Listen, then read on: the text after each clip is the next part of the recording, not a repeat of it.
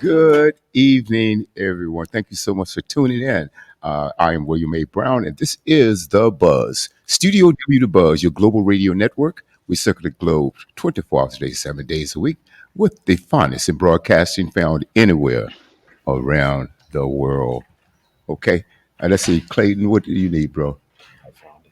Okay, very good. All right. So, hey, welcome, panelists. This is amazing. Craig, is this our seventh or eighth episode? This is the seventh episode. Seventh episode. I think Wow. you're gonna pass out the check today. We're gonna try. Okay, moving right along. We've got a special guest here tonight, and that is our swing sister, Ms. Roz Tandy. And before we introduce her properly, we're going to go to Brother Clayton. Hey, Clayton, how are you doing, bro? I'm doing well, my brother. Good evening, everybody. Hey, good evening, sister. Good evening, Clayton. How are you? Good. Doing Okay. I good. see my brother Robert Hicks is on. Greetings, brother. Greetings and greetings to you. Hola, sister. Oh, wow, Mr. Hicks. Right. I tell you, this I'm so proud of this broadcast. And speaking of which, last week we had an amazing broadcast, and we were talking about was it DEI? Wasn't it, Robert? That's right. DEI, and we had Sister Ebony Elm on with us. Brilliant, brilliant attorney, and it was a great conversation that needed to be had. And so, with Groove Talk, not Groove Talk, I'm sorry, Groove Swing Speaks. Let me slow down a little bit.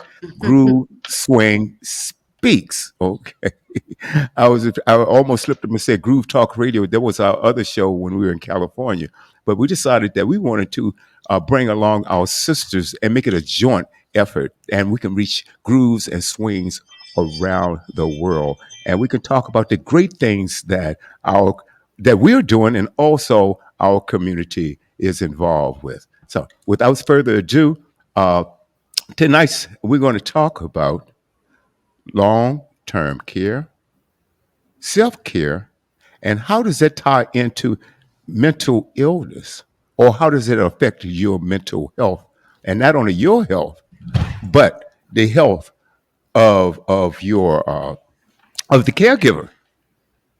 Okay, And and family members. yes, now Sister Roz, she is an expert in this field, and so when I found out exactly what she did, I said, okay, let's put together a program that will address those issues, because all of us will know someone or have to be involved with the care of another. Could be a loved one or whatever, right? Could be involved in that. So this is a very important topic to cover. Without further ado, Sister Raj Tandy, I want you to tell the audience about you. Where are you? What chapter you belong to? And exactly what is your specialty? Okay. Founder Roz Tandy here. I am in the metroplex of Atlanta in South Fulton. Um, I am with the Atlanta graduate chapter here. I plan to be more active than I have been. Um, and my passion is family caregiving. I'm very passionate about it. Was a family caregiver, now a professional caregiver for almost 15 years. I've owned and managed a personal care home here. But I really love working with family caregivers. Having been one, I totally get what they go through. Hmm. And one of the things that I really try to impress upon people, you really don't quite understand being a family caregiver unless you've been one. You may have been around it and you've caught a whiff of what they may go through, but unless you've really been in the trenches yourself, there are just some things you just can't read about or somebody can tell you about. You don't really get the full brunt of that until you experience it. And that's one of those things. The nonprofit that I have is called It's You and Me. And the AND is in capital letters and it's in bold because it is you and me. And I primarily work with family caregivers who are taking care of loved ones with dementia. Wow. Being a caregiver It can be taxing. It can be frustrating. It can be a thankful job. And sometimes it can be a thankless job. But in any event, when you are dealing with people who have memory loss, it gets more taxing a lot of times. Caregivers go through, well, let me just back up and say this, and I consider it 6 phases of caregiving. You have either been a caregiver previously, you are now a caregiver, or you will be a caregiver. You have needed a caregiver previously, you now need a caregiver, or you will need a caregiver. Everybody on the planet is going to fall into those categories, into one or more of those categories. And as I've said many times, you may be needing a caregiver for only 3 hours, but you're going to still need one at some point, or you will be one at some point. And that's so important for people to embrace and to understand, because that way we are more sensitive to the needs of caregivers.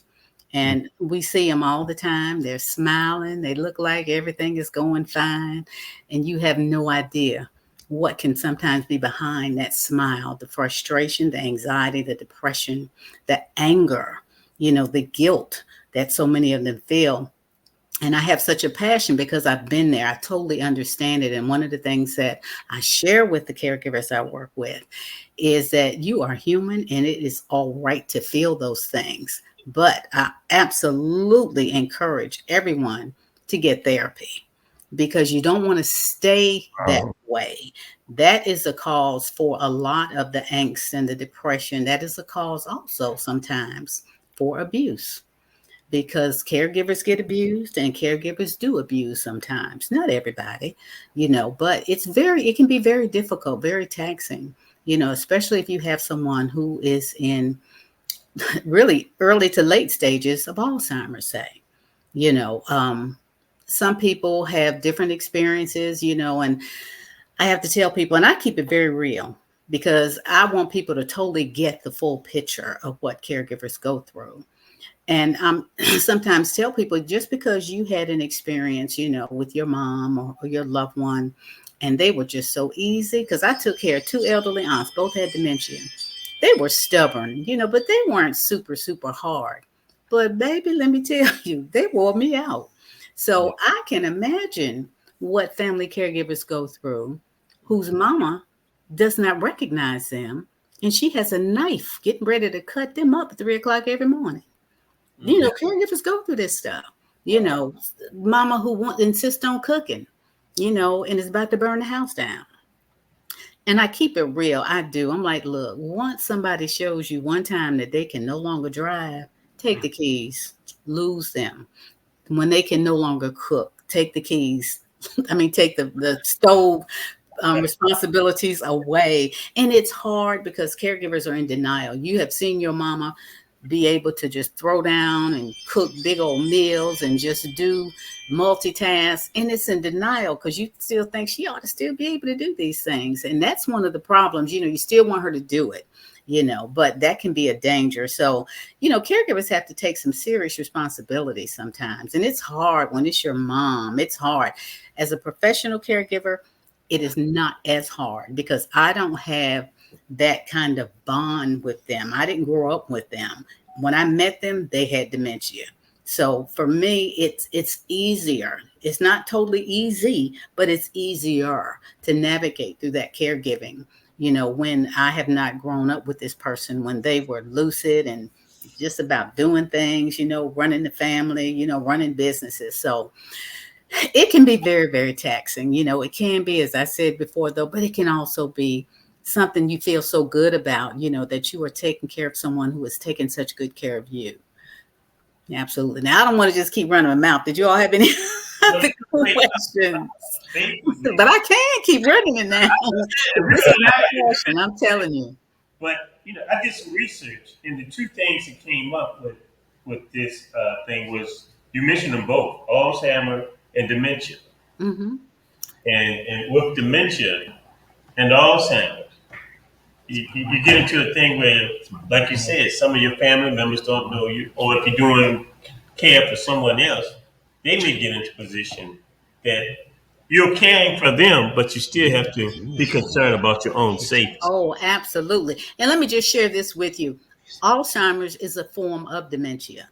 Alzheimer's is one of the most common ones, but think of dementia as an umbrella, and Alzheimer's is one of those. And to be very honest, there are about 70 different types of dementia. There Really? really are. There are a lot of things that fall into that category. Seven. But you're absolutely right. Absolutely right. Self-care. We have a gathering of caregivers, and it's called Waiting to Exhale. Because if you've ever been in a stressful situation, you just hold your breath, and that's what it's appropriately called, Waiting to Exhale. Because as a caregiver, and I know a lot of sisters who have been, Rock, several other sisters, who have been faced with loved ones with dementia that they have taken care of or are taking care of, so they totally, can share what some of those things that keep them from really taking good care of themselves. One of the things, let me just share, one of the things that I'm always telling people, you cannot take care of anybody if you're not taking care of yourself. And it's easier said than done, because you look at your loved one as somebody who is frail, possibly somebody who needs so much more help than you do. But you are just as important as the person you take care of. Correct. That's true. Correct. And sadly, and there's not enough research being done on this stat, but there are almost 40% of family caregivers die before the person they're taking care of. That's Mainly because they are not taking care of themselves, and it just breaks my heart to see that. There was a young lady who had just registered for our group, our Waiting to Exhale, and she was taking care of her mom, and she was one of those persons who dotted every I, crossed every T, and it was just so sad because she ended up with a brain tumor and had to be rushed to the hospital. But then everything went into crisis mode because she didn't have siblings. So one of her best friends had to come and try to find paperwork. They had immediately put her mom in long-term care, while she was recuperating. And she started to recuperate, but she died, I guess it was about 8 months ago. She died, so her mom was left with no one other than some strangers taking care of her. But my point simply is this: that happens more than you know. I'm telling you, that happens quite often when caregivers do not take care of themselves. I tell people, I'm like, look, it's hard not to feel guilty sometimes. I get it, but you do need to sometimes prop your feet up and let your mom or whoever you take care of see you relaxing. Sometimes that's good for them to know, I'm glad, because I hate she's doing so much for me. So I'm glad to see her or see him relaxing. Yes. On the other hand, it may not go that way. You need to get your butt up and get me some food or whatever. Because it can go either way now. We know that. Keeping it real, can go either way. But it is okay to say, no, mom, I can't do that for you right now. Let me finish this right here. It's okay. You've got to take care of yourself, and it is okay. And one of the things I'm always saying, okay, y'all, what's the worst that can happen if you say no? They're going to pitch a fit. They're going to cuss you out. That's all right. You won't bleed from them cussing you out. You just got to grow some tougher skin because Yeah, you that's right. take care of yourself. You have to. You've got to find ways to get out of the house. And I know that's hard for a lot of people. I totally get it. There's a cost factor involved. Sometimes you have siblings, and we've heard this story many, many times. Somebody may have 6 children. Only one child is willing to take care of mama. That's right. But as I tell people, let me tell you something. You grew up with them, with Bobo and Ray. You grew up with them. You knew they were sorry back then. So why? Isn't that the truth? That is the truth. Absolutely. These are one of the things that keep you from being so stressed when you face reality like it is. You all had the family meeting. Yeah, mama's going downhill. We need to come together and help mama. Ray and them say, yeah, we got you, sis. We got you. And they don't show up only on a holiday, maybe, to bring us some socks or something, you getting all mad, but you knew. And on the other hand, when people tell you, no, I can't help mom, I'm not going to do it. I don't want to do it. Take them at their word. Then that means you got to come up with some strategies. You got to do whatever you can do. to try to get some things done without you burning yourself out. Yeah. It's hard, and it's a hard balance sometimes, but Mm-hmm. you got to try whatever you can try. There are some great strategies that work, but guess what? They may work one time. So Mhm. I tell people, do not think that you have hit the caregiving lottery because you got mama to sleep at 8 o'clock and she slept through the night. Guess what? She may Right. not sleep through the night for 6 months again. You just have to keep that at the forefront of your mind. And it's not thinking negatively. It's not thinking like you don't have faith. That's not it, because this is a person. You have no control over that person.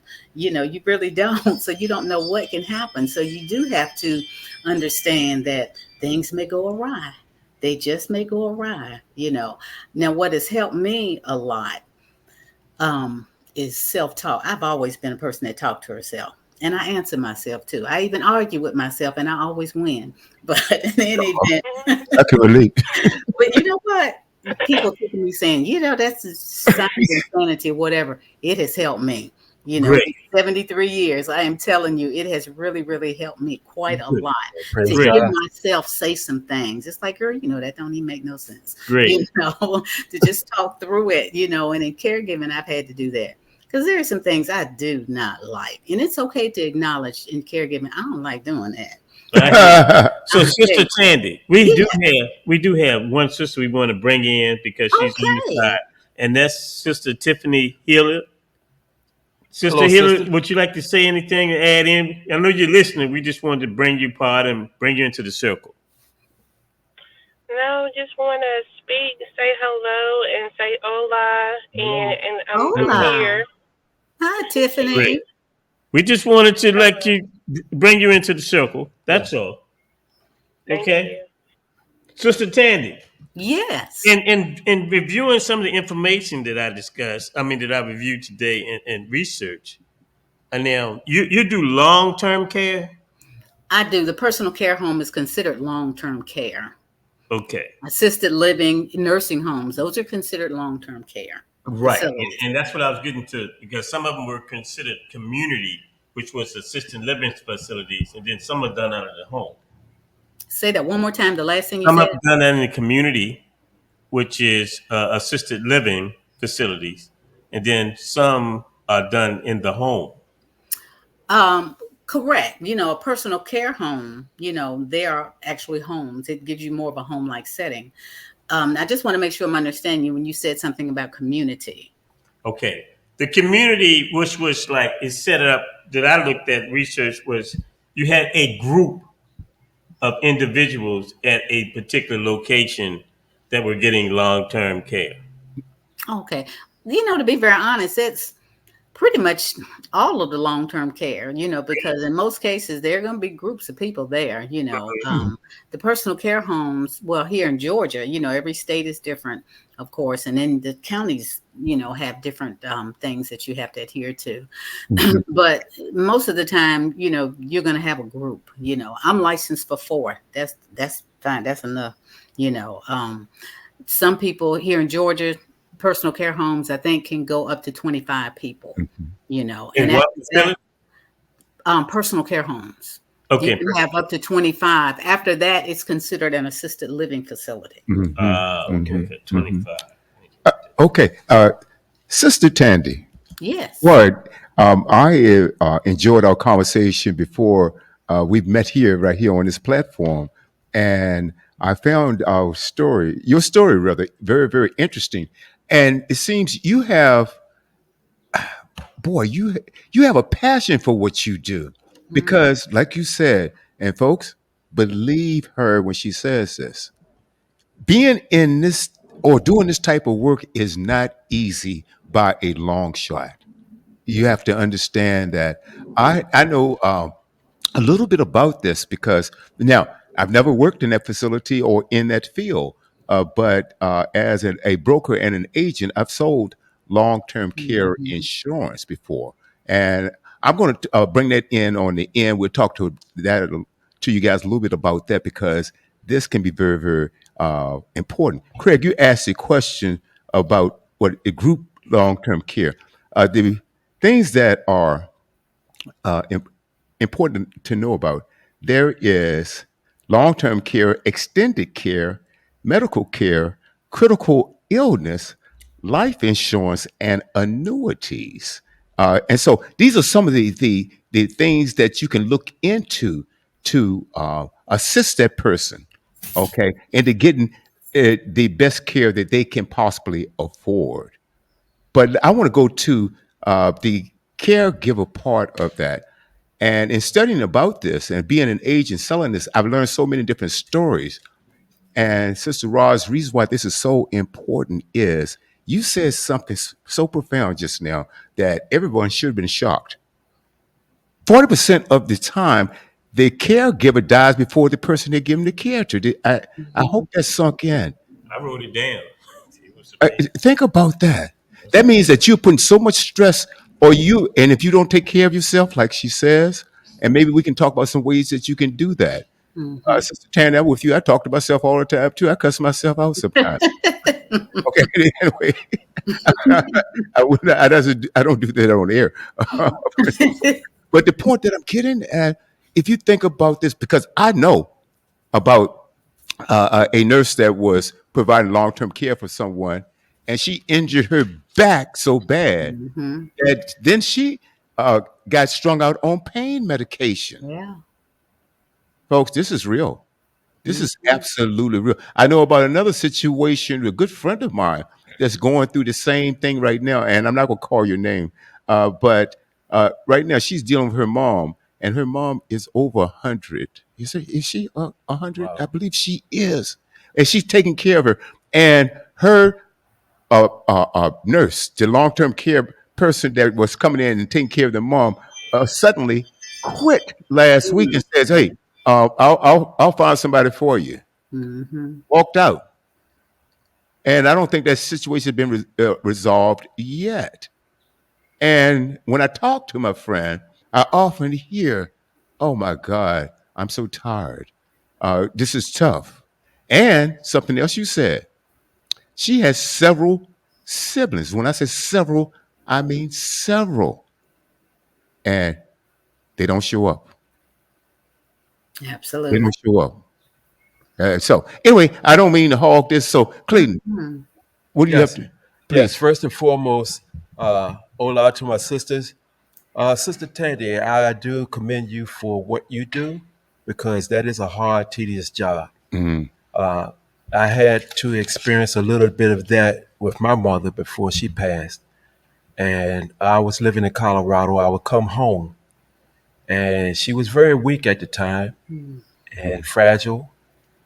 And at that point in time, I would have to lift her up and put her in the bed. I've already suffered from, bad disc in my back, but I blocked that all out because I knew I had to assist my mother. So you was talking about while you're taking care of your loved one, you also have to take care of yourself. Now, I also, it was to the point where I had to feed my mother, spoon feed her. But I took joy in it Mm. because I was giving back what she had given me for years. And just to be able to feed her. And at that point in time, that's the only way she would eat anything. Mm-hmm. Now, also sit by her side and read her Bible to her. Those things that she taught me and Yeah. us as little ones. And right here to my left is my oldest brother, so he can contest to that. Hmm. He's also my groove brother, my oldest sibling. So my mother, she took care of eight Mm-hmm. Alone. alone. Well, she was married to our father, Hmm. but she took care of us alone. Some of the seven boys, one girl. So that was a task in itself. But she had a strong hand and Oh yes, a lot of love. rule with an So, iron fist. oh yes. So All those boys. Mm-hmm. Had to. to God be the glory, you know. Uh-huh. Yeah, Praise his name. being the oldest, I took the brunt of it. So in her later years, she got weak, but I took joy in the fact that I was able to give her the care that she gave me. Mm-hmm. And then I would go back Wow. to bed because I was here on vacation and my back was killing me Mm. because I just lift my mother up, you know, place her in a bed. So you stretching your arms out, you lifting pretty much that weight, Hmm. but I had to block it out. But see, a lot of parents nowadays, they do not want to go into these group homes Hmm. because they feel lost there. They can't do, it's a bad environment or unfamiliar environment for them. They want their space where they can be at home. So somebody's got to be there. And sometimes you may have to lose your job in order to be home with your parents. So that's one of those things Hmm. that both parties are suffering. So I can understand where you're coming from. But one question I do have for you, being a caregiver expert, I don't know do about that it. also put you in a position where you have to know physical therapy and all the other, be a therapist of different Mm. kinds? Is that a question? That is a question. Oh, not necessarily. No. Because you was talking about a group of people. Hmm. So each Well, person has a different job task then, of course. well, professionally speaking, with the personal care home, because I'm the owner, I pick and choose the residents that I know I can manage. Some people, that's why money cannot be your driving force. It can't, of course, you need it. You can't do it free. But when money is your only objective, you will take people that you cannot manage. And that's how a lot of people get hurt, Hmm. financially, emotionally, physically, spiritually, all kind of ways. Wow. Money is your God. Okay. But when you are taking people to do the best you can for them and to give them to make sure I like my people. I've been doing this a long time, and it brings me great joy when they go to the doctor and I get those medical summaries back and I see that their vitals are looking good. I see that they've taken them off some medication. You got to kind of have a heart to serve, because if not, you're going to be taking some of anybody, Yeah, and that's not good. I don't take people that are not mobile because I know good and well I can get hurt. And people, I had somebody a couple of weeks ago who wanted to move here, and she says, well, I'm in a wheelchair, but I can still walk sometimes. I'm like, I'm not taking that person because those sometimes that she can't walk, she's going to expect me to be the one to lift her on the toilet, to put her in the shower, help her in the Mhm. bed. That's how you get hurt. You have to make a decision. I'm not, and I have, I'm not taking these kind of people. I'm not taking those kind of people, because I'm the one, I have other caregivers that come in, but I'm the one that is doing most of it. But you got to be mobile. You got to know how to feed yourself. If while you're here, and I did have someone, she'd been with me about almost 6 years, and she just started to decline, so I ended up having to feed her. That's different. That's different, but I will not take anybody, that I know is going to be injurious to me, to my well-being or to my caregivers. I won't. You just have to make that decision. Now, when it's your family, let me just say this. I know personal care homes, nursing homes, assisted living, they get a bad rap. I totally get people want to stay in their own homes, but let's keep it real. That is not the best decision for everyone. It is true. really not.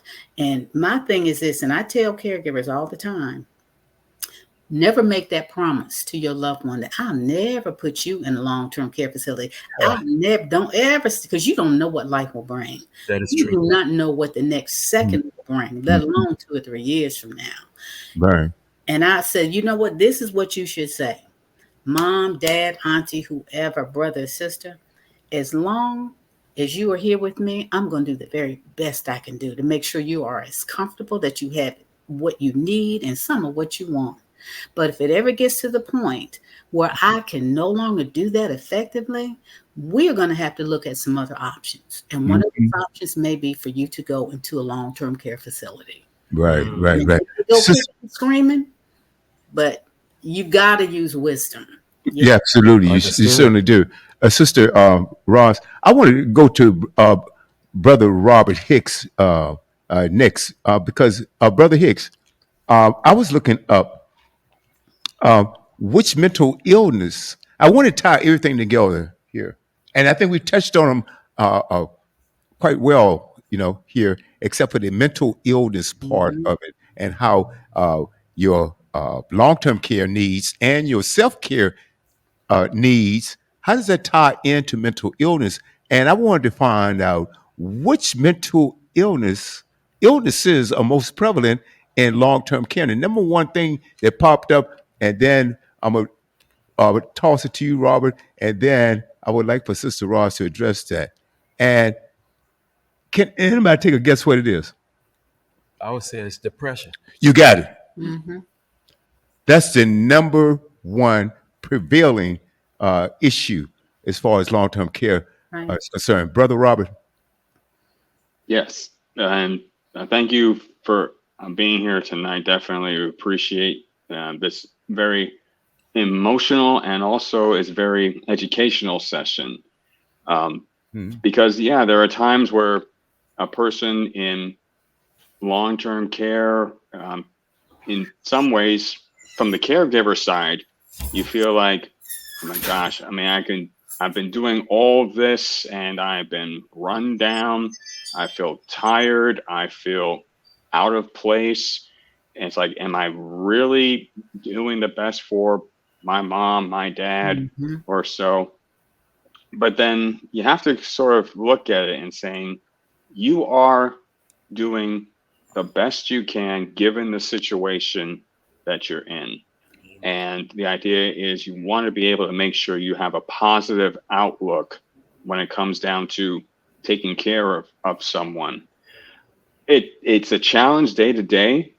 And I know in certain cases, it might not just be the fact of you're so close together and you're doing as much as you can that causes the depression. It could be the fact of distance.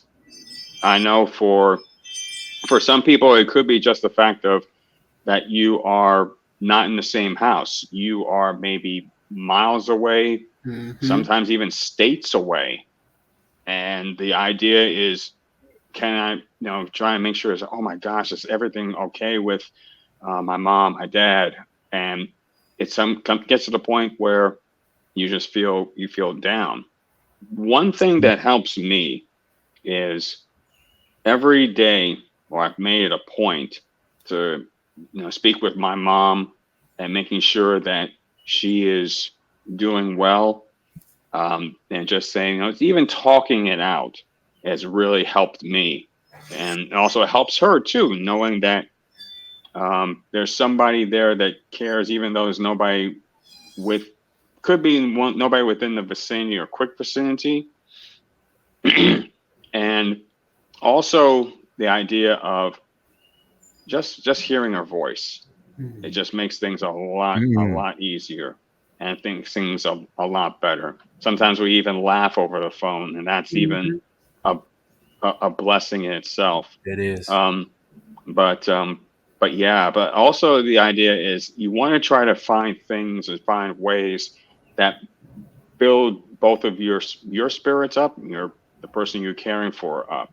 It could be by talking about past experiences or great memories of what was done, what you're doing now, or even just having fun, just chatting away, or Mhm. watching a favorite shows, or whatever it is that tries to alleviate the fact of that you are sometimes it could be feeling down. My question would be, um, how has have you heard of stories of people with bouts of depression? And if so, how did they were able to turn it around to make it so that they become better? It could be personal or something that you've seen that has been done, or some tactics or some some ways to be able to make your spirits uplifted. Thanks. Absolutely. And depression is for the caregiver and the care recipient that runs amok among both groups. And one of the things that causes depression is loneliness, because that's the same thing that affects both caregiver and the care recipient, loneliness. And those things have to be addressed. Lord, it not the easiest thing, but that's one of the things I'm really working on is a collaborative effort, with our churches, because many churches have a wonderful pool of resources there that can address some of these things. And a lot of the churches now have therapists. And that's one of the things I'm really working on because I absolutely do believe that caregivers and their loved ones that they're taking care of can really benefit from some good therapy sessions to help them cope, help them know how to manage that frustration, the anger, that depression, because a lot of that leads to depression, the stress. Nobody's listening to me. I don't have anybody to talk to. Nobody understands. Because as I said early on, a lot of times people just don't get it if they have never been a caregiver. If your mom has done fine or all your siblings are there to help, you don't really understand what it's like when you got this on yourself. It's just you, by yourself. And being a long distance caregiver, and I was a long distance caregiver for both my aunts until they finally moved here. They initially moved into a long-term care facility, but then they came and they both moved with me, because they had long-term care insurance. William, I don't know if I was mentioning this to you or not, and I'm sure you're familiar with it, having been in that business, but it was only good for 2 years. Right. And that's the other thing people got to understand. The Now, long-term care insurance that they yeah, found. let me share this with you. They have they only had it for 2 years. It can go to, I believe, 2, 5, 7, and 10. They used to have unlimited. Let me tell you what the issue is. When they went to people were buying the unlimited, and the insurance companies, a lot of insurance companies says, "Oh no, we're back, Yeah. That we're out." money. They started paying more because people were living longer, and that means okay. And let me explain to you a little bit. I'm gonna right back up, and I want to hear from Tiffany if she has any questions, anything like that. But the way it works, let's say you are whatever age you are, you buy a policy, and you're paying whatever, just like a life insurance policy or any other policy. So you can buy different terms, and the in many ways the insurance companies, I'm not going to say that they underpriced it, but the care was getting good and people were living longer.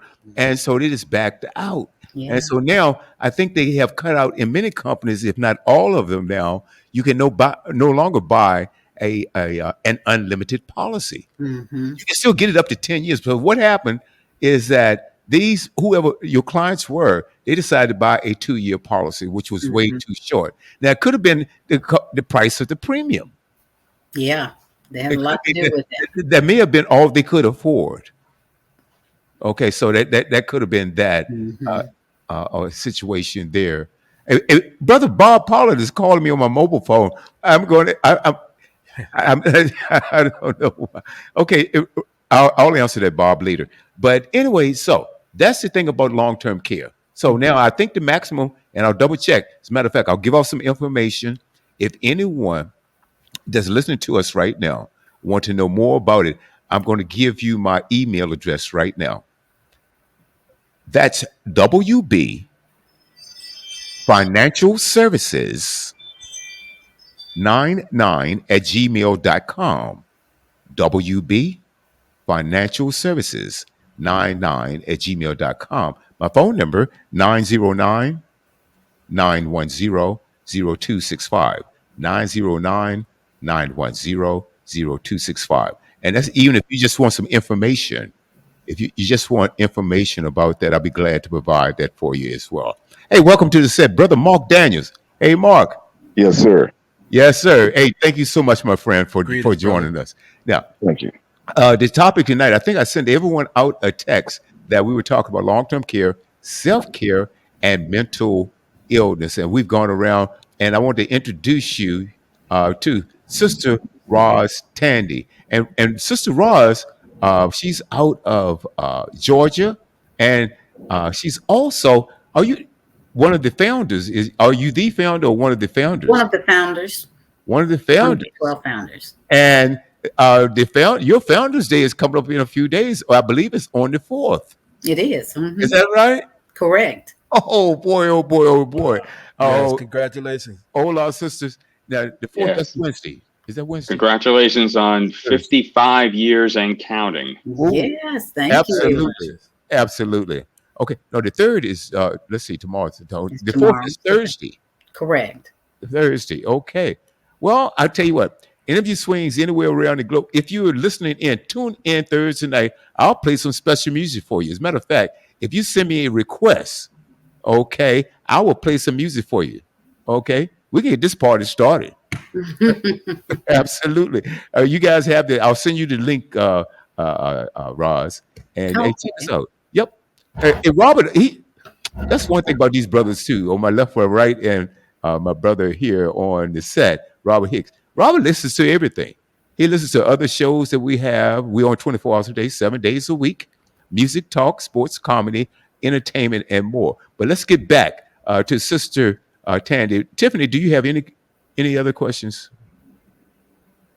Um, yes, I do.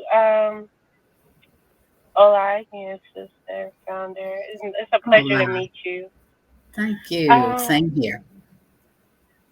okay, so we was talking about mental health and self care, and you know, now that we are on this particular platform of Swings and Grooves, would you say that being part of an organization such as Swings or Grooves help with self care slash mental health um, and so on? You know what I mean? Like, because I believe that people who not and yes, there are young people, unfortunately, that do have dementia and Mhm. Alzheimer's, but that's not the statistics. But I'm just asking overall, do you believe that being a part of an organization will help eliminate, if not completely, at least to a great extent, with mental health and self care? Such an interesting question. That can go many ways because organizations are made up of people and people are all different. We, of course, will find ourselves attracted to a group of people, and some people we may not necessarily want to hang around. And my point simply is those people that you choose to associate with need to pour positivity into you. They need to be very honest with you, very upfront. They need to be people that will nurture you, that see your gifts. They need to be people that help you be your best self. I think that is when, um, you know, good mental health, you know, will absolutely be sustained. Um, and of course, we've all had folk that we hung with, maybe we were younger, maybe even as older people that did not. They were very negative people. We've all been around people who were negative, and we know what that does. It can drain your energy and it can leave you feeling some kind of way, that is not very productive. You know, for me at this age in my life, I still like being productive. The word retire, I'm like, there's just so much more that I want to do. There is, and there's so much more that I know God has for me to do. Mhm. So I make sure that I surround myself with people who encourage me, people who keep it real with me. I have an accountability partner and love her dearly, but I can't stand her either sometimes. But Yeah. she is good. I wouldn't get rid of her for nothing. She gets on my last nerve because when she looks at things that I'm working on, and she'll call me and she'll say, "Okay, give me the rundown. What's this?" And she's like really sweet as she can be, but sometimes truth hurts. And she Yeah, will I tell know. you, she's like, "Wait a minute, you all over the place, girl." Is what she told me one time, and I'm thinking I had all these good ideas for a project, and she said, that's not going to work. That's not going to work. And but I had to understand that this is somebody I would never get out of my life. I will never, even though she gets on my last nerve, but she has helped me so much. And that's what I have to look at. I look at the fact that there are some people that I don't like their personality as much as I might like somebody else's, but I still respect them. I respect them. I've been a business owner for almost 30 years now. And there are some people that I didn't necessarily like that I had working for me, but they brought the heat. They were good at what they did. I was not going to get rid of them. I had to learn to ignore some things because they helped me look good, you know. So you got to be careful getting into personalities. And I don't like them. Sometimes they some of your best folk. That's what you respect the gift. Respect the gift. But I don't know if that totally answered your question, but when you're dealing with people, you're going to run into all kinds of people. So you have to choose wisely, you have to choose wisely, who you That is want so true. to be in your circle, And the older I get, the smaller my circle gets. And I like that. Me too. Really like that. I totally get it, And anyway, it's all But you know, sister, I love Angel. I do. yeah, I'm I'll tell telling you, you. I totally get it. Why some people, older people are like that. I'm like, I totally get it. I said, yeah, I embrace and love it. I'm just thankful I'm here. Isn't that something? I tell you, we're getting so many wonderful comments. And thank you, Brother Hicks. He sent out, it's posted in the comments section there, information on long-term care insurance. He sent the email to WB Financial Services 99@gmail.com. Lorraine Jarvis, thank you so much for tuning in. Sister Lorraine. Oh, wow. You guys know. Sister, and Sister Oh, Laura Goodman. Yeah, right. we hail from Virginia State. Hey, Yes. Lori. Right. Yes. Those are my sisters from Virginia State. All right. Oh, my God. That's amazing. And it's That's pretty right. cool. Now, Laura, do you know Ann Wooten Taylor from the Eden as an Actor Worship Ministries radio show? Okay, because you commented on, let's see, Teen Talk Crew. Hey, Sister Laura Goodman, good Yes. to see you. That was from What's one of up, my. Laurie? Okay. Oh boy, this is getting very interesting. And Rock, ladies and gentlemen, I must. Rock. Oh, look, Yeah. Rock is an amazing, amazing woman. Cheers. She works behind the scenes. She doesn't want to come on camera. She doesn't want to get behind the mic. She says, "Look, brother, I'll help you any way I can behind the scenes." And you're doing an amazing job. The people that you are sending to us, I mean, it's first class. First class. Back in the old days, we used to say top shelf. That's right. Okay. We still say that. we said it now. And now I really want to bring in my brother Mark Daniels. Yes, sir. Okay. Hey, my friend. Mark Yeah. is he's a groove brother of mine and a great friend of mine. Greetings, brother. Yeah. Me. I met, as a matter of fact, I pledged Mark back in California, Southern California, we in the can't Inland say that Empire. word anymore. Huh? So what? Can't say that word anymore. Why not? Pledge. You can't say the P word anymore. That's a bad word. Is that a bad word? That's a bad word. And where's Bootsy Collins? Where's Bootsy Collins when you need him? But anyway. Well, you can say P Funk, but you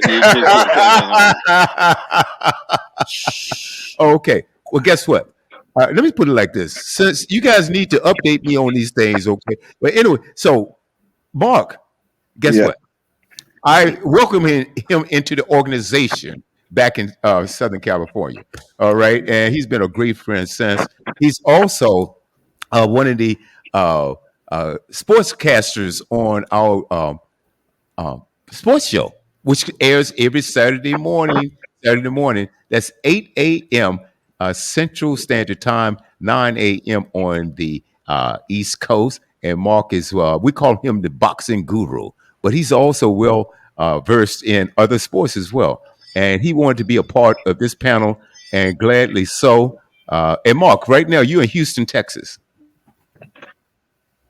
Yes, I'm in Houston. He's in Houston, and you know the rest of the panel. But let me introduce you to our special guest, and this is Sister Roz Tandy. And the subject matter, I sent out a little brief text, and I said that tonight we're going to talk about long-term care, okay, self-care, and mental health, and how they all tie in together.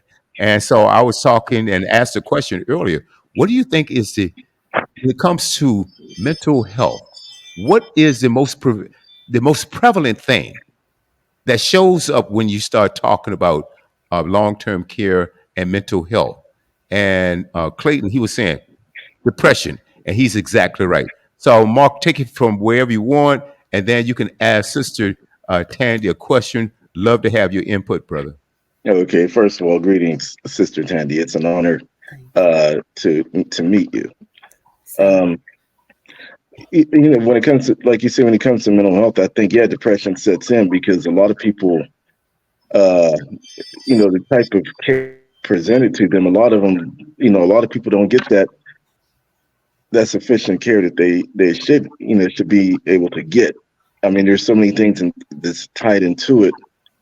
And I think a lot of people at certain points, even when they need the help and there's things going on, I think the system sets people up a lot of times where they give up on it or they quit trying, just out of frustration, and they never get problems addressed like it adequately should, because there's so many different loopholes to go through. That again, I think frustration kicks in, and the answers they want, it seems like there's tiers to the care that you're going to get.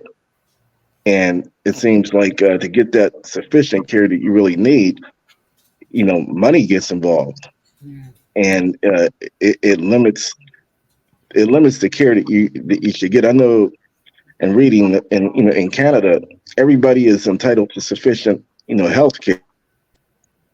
And here, depending on and whether how especially retirement age, what kind of coverages you can afford to get, if you're working, depending on what type of coverages health plans your company presents to you. Sometimes when you go for sufficient care, especially if your company is paid to your company, sometimes the copays and things that come out of your pocket, it's almost impossible to afford to do it. Yeah. And I think that is the main thing. I think everyone should be entitled to adequate health care, especially when it comes to mental health, because there's so many different aspects of it. And a lot of times it needs to be addressed. But again, I think a lot of times resources limits what we could possibly do. Absolutely. You're 1,000% correct on that. Sister Roz, I want you to chime in on any aspect of Mark's points just now. Mm-hmm. Yeah, I totally agree. And it's really sad that this country operates sometimes worse than some of the third world countries when it comes to healthcare and elder care, but I absolutely agree with Mark's point. Money is an issue, and Yeah. after COVID, or during COVID, so many people hung up a shingle saying they were a counselor or therapist. And Lord, I mean, it's just really very sad, and they're still out there. But my point is, picking someone for your mental health care, you got to be very careful, because everybody does not need to be trying to help folk, because you can tell they're just in it for the money, but because, I have grandkids, and, they have been to therapists, and, of course I'm right there listening, and I'm having to ask them, why aren't you going to do some second and third level probing? If they just told you this, and you just going to leave it at that, so that told me right there. It's like, no, but you got to be very, very careful. But it is really very sad that we do not have adequate funding, because I mean, just look on the street, so many homeless people, have just so mental disorders. That's one of the reasons why some of them are homeless. And you look at, I think just a couple of weeks ago, somebody just tried to kill somebody, because he was mentally ill. And it's just very sad. I know here in Georgia, they have closed down some facilities. And just let those people just on the street, they have nowhere to go. They don't have anyone to really help, So as a country, we just have to do so much more when it comes to mental illness, and I know it's so cool to say it takes a village, but when that mental health, when you're dealing with mental illness, that, we're all capable of addressing some of that, Right. We're just not, I know I'm not, I can only do so much, but when it comes to some severe bipolar and some of the other things, and people are not taking medication, there's a lot involved in that. It is. It's something, and I don't know if you guys have noticed it or not, but people, when it goes untreated or undertreated, it can lead to someone being killed. That's For right. instance, there instances not only with older people, there was some younger people, or this young man, he was a teenager or so, and he was having an episode. And the mom called the police, said, look, my son is having an episode. Okay.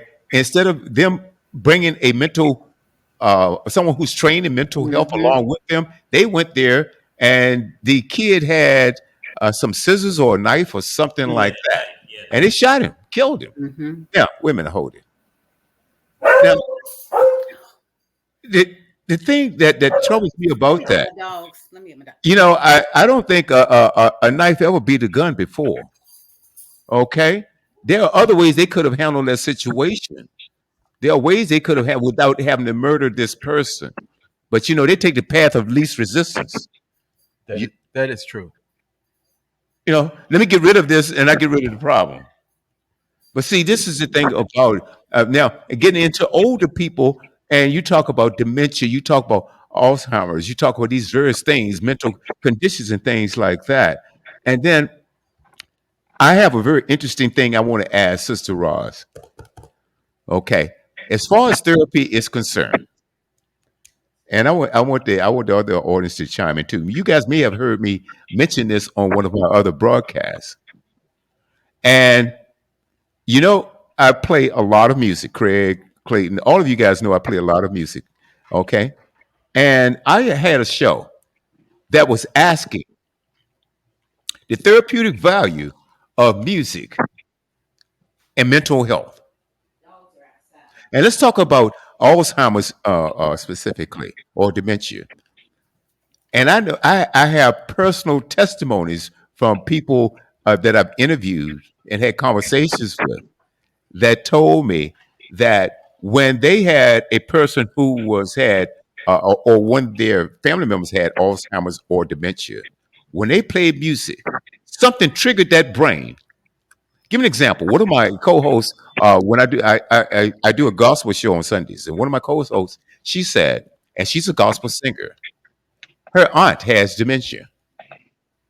But when she goes around her aunt, she would always sing gospel songs with her. And do you know that aunt remembers every word to that song? But she may not know who her daughter is, or who her cousin is, or anybody else. That's right. Okay, so I don't want to talk to you, Sister Roz. W- Does that make sense to you? Tell us what you know about it. Okay, because I have other stories to back that up. Oh yeah. Well, let me just say, dementia generally affects your short-term memory, which means you may have just eaten and 2 minutes later you do not remember that you ate.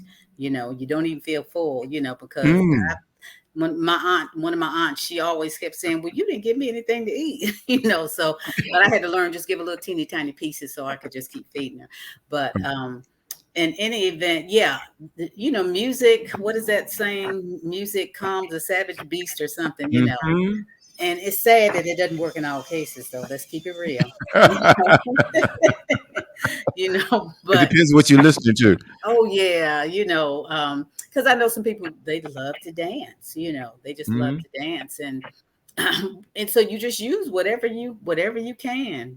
But remember what I said earlier, it might work one time, but it might work 10 times. But you got to keep your arsenal full. That's what I kind of like to say. You got to have a lot of things in your arsenal, Mhm. so you can just pull out something if something else doesn't work.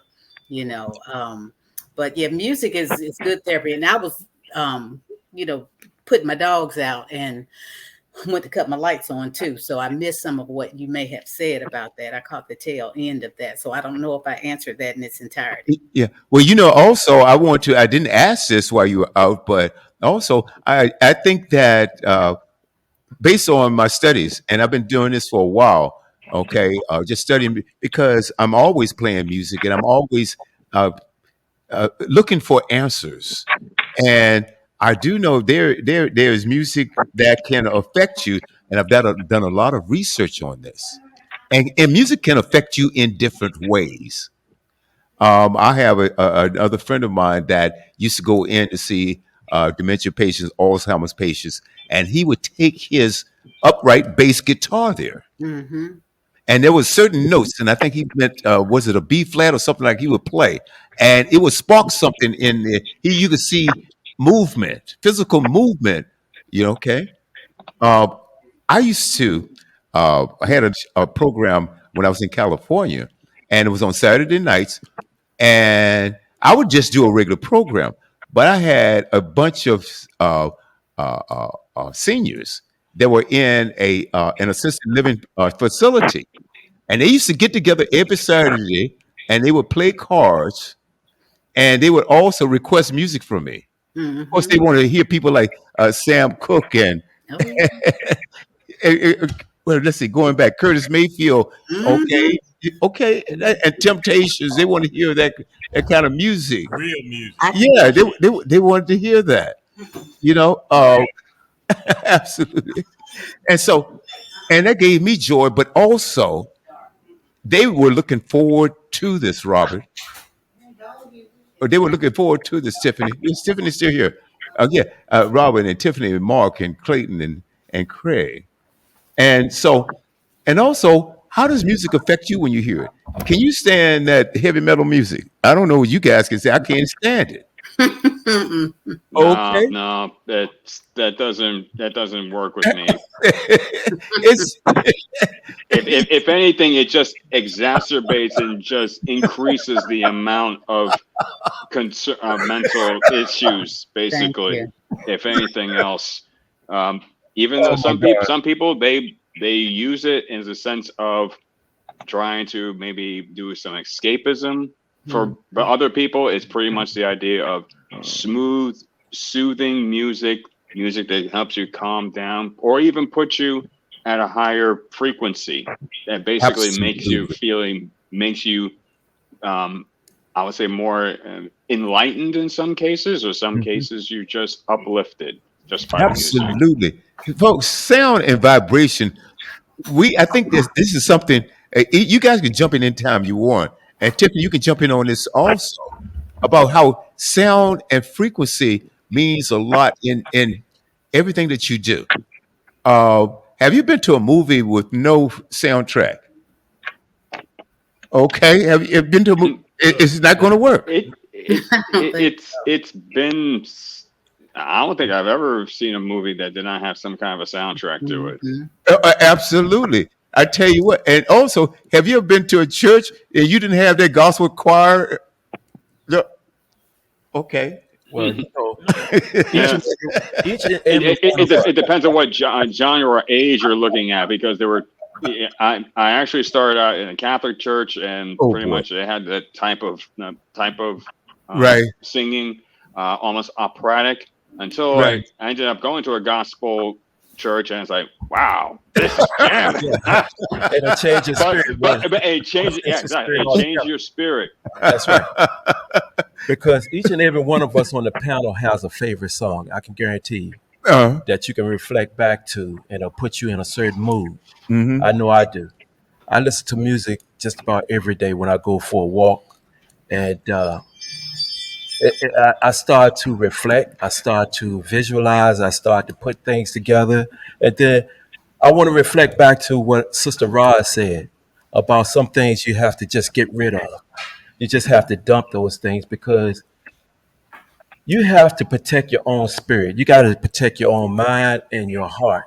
And there's a lot of things that we carry that we need to just channel those things or either just get rid of altogether because they weigh heavy on you. Hmm. And then we start talking about mental health.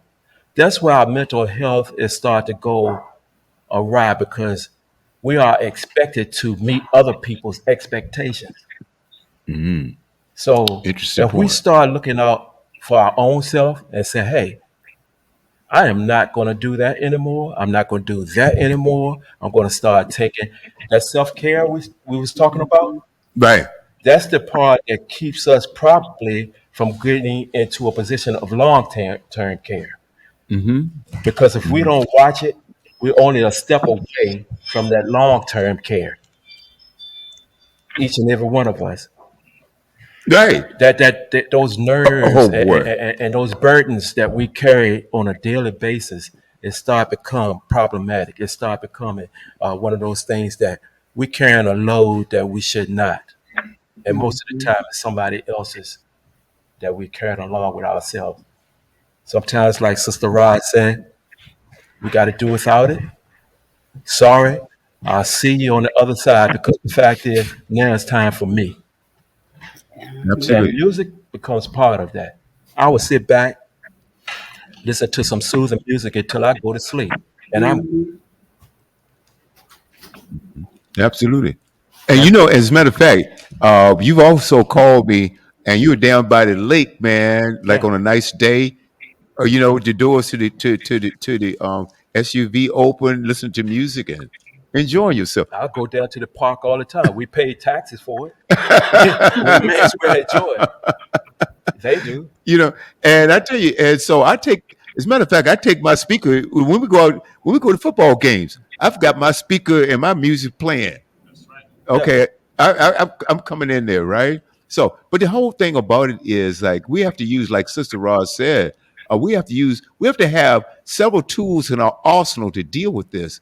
But Clayton, something you said, and I want Sister Ross to really address this as too.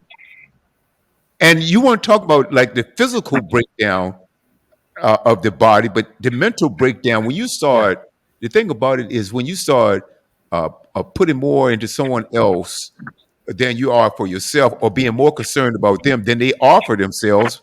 Because the thing that wears you down is, let's say we have family members and things like that, and you are trying to help them, but they will not listen. And you keep trying, you yeah, keep trying, you keep trying, and you driving yourself crazy, Mhm. and then not taking responsibility at least to listen to yeah. what you have to say.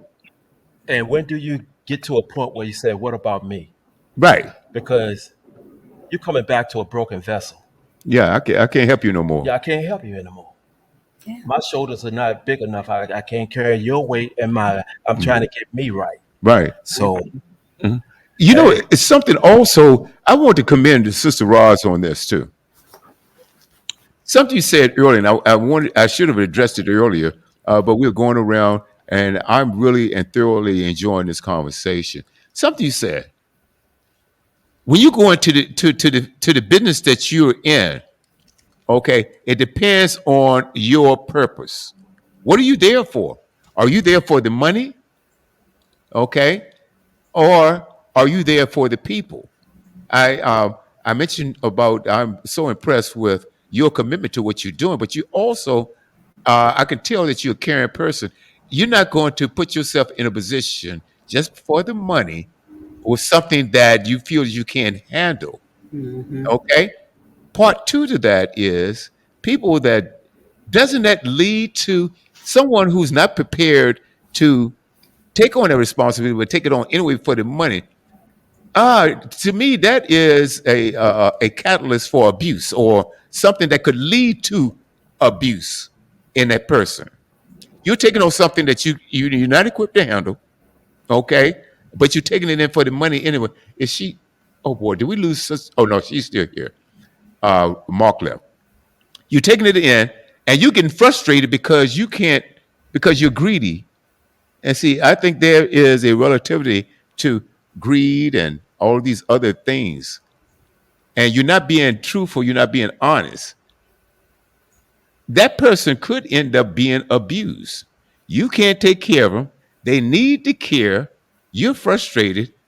Uh, Roz, am I making any sense at yeah, I all? see what you're Oh, saying. absolutely. Absolutely. Let me just say everybody deals with mental issues, mental health issues. Everybody does on some level or not. And what you said applies to life in general. Whenever we abuse or misuse our purpose, there is going to be consequences to pay. And Mhm. usually it will come a lot of times with anxiety, with so much frustration, which life has that anyway. But when you knowingly go into something, be it, in this line of work, anything, you go into it for power, you go into it for image, you go into it just for money, just because whatever looks good on your resume, and you're not really equipped to do that, Mm-hmm. that you can have a mental breakdown. I mean, we've seen it. We've seen it through our history, in fact. But there has to be a balance. I am a big believer in having balance in my life. I like to laugh, a lot. I like to enjoy life because there's enough stuff that comes my way that's not funny, that is not going to make me laugh and feel any No kind of joy. problem. Yes. So I have to deliberately go out and find my places of peace and rest or Yeah. respite. That's important. And there are so many ways that we can really, and a lot of them don't cost anything, maybe a little gas. There's a lake not too far from me. I love going over there. It's a lot of geese and ducks, and I love feeding them. But water just calms you. But there are just so many ways to balance our lives, so we don't have to, always be so frustrated. Sometimes it's just going to happen, but we still have to do everything we can in order to maintain balance in our life, because that's a dangerous thing when your life gets out of balance. I mean, I've even told some of my sisters, I'm like, look, there is nothing wrong with loving your organization, but be very mindful, because I've worked with a lot of churches in the past too as a consultant, and I have told them the same thing. I said, be very mindful and very careful of a person who doesn't have enough balance. All they got is this church. All they got is this organization. They're going to think they own that. And you're going to have a problem, That is so true. because there's not enough balance. Because when you have enough balance, I think the word of God even says, you just wear, oh God, I can't think of it. But let me just put it in my words. You wear things in life like a loose garment that you can, like, let me slip this off right now. This isn't working for me today. You got to do that. But when you are just so wrapped up and you don't have enough balance so that you can go do some other things, you can go and, share something, community service, whatever, some friends you can talk to, music you can listen to, all of that gives us balance. And if you don't have enough of that you're embracing, and what Tiffany asked earlier, and if all you have are toxic relationships, you're dating somebody that's toxic, or you might be married to somebody that's toxic, you're hanging with toxic people, that is a recipe for disaster. And let me go back and reiterate, we all have mental issues, and we do. Nobody's body is probably 100% physically sound. And there's some little something going on. There's a little cell. It might be just a little dot, but there's always something going on, that we have to, pay attention to, and take care of. But I'm telling you, without that balance, I've seen it. That's what I'm telling you. I love getting older. I do, because I can see things more clearly. I'm like, what am I talking about? Let me piggyback off of what you just said, sister. I love it. I love it. And I just can blow it off like this. I feel you, and I like to do the same things that you're speaking of. But let me piggyback off what you just said. And speaking of that balance, we have to have a multitude of things that bring us joy. Yes. And because sometimes you gotta ask yourself, where is your joy? Mm-hmm. Did you allow everything around you to steal it from you? Because it's designed to do just that. I mean, every day we wake up to some kind of chaos. Thank But you. first and foremost, when I start my day, I just, and I'm a spiritual guy. I have my connection with my Lord and Savior, and I ask Him, "Hey, Lord, which way do you want me to go?" Thank you. Because if I follow my God's lead, I'm pretty sure I'm going to be in a good place. Mm-hmm. Instead of trying to do it on my own, because I've done that, and sometimes it didn't work out well, and I ran into roadblocks, and then I'm asking for help. But just a segue to that, I try to do things for the community as well, with the grooves, with the swings, because as a matter of fact, at VSU, we will be going to the campus on the 8th, and I'm working with your sister, Geraldine Atkins, the twin. We work together all the time on the doorways giveaway. That's one of the community service projects that we do. There's patients down at MCV Medical Hospital, and they have loved ones that come in and they stay. They have a place for them to stay. So we go and feed them. The brothers and the sisters we feed them with a big pot of chili or whatever we fix with, sandwiches and things like that and dessert. So that's one of the things I'm working with the sisters with Claudine.